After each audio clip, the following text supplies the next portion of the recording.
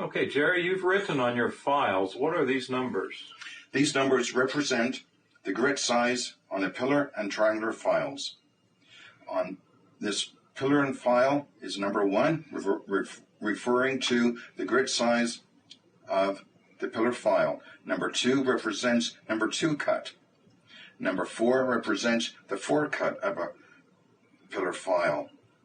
And there are small little lines on the bottom of the 20 centimeter triangular files representing the cuts.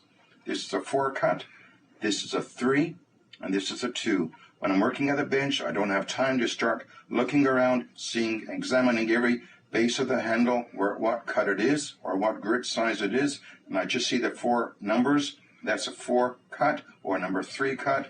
So on your bigger hand files, you actually wrote the number, but on the little needle files, the triangular files, there wasn't room, so you just put little lines or dots. Just little lines all the way around the file. And so 4 dots represents a 4 cut. Mm-hmm.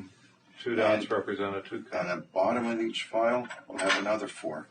So in case it's turned around, it's always visible.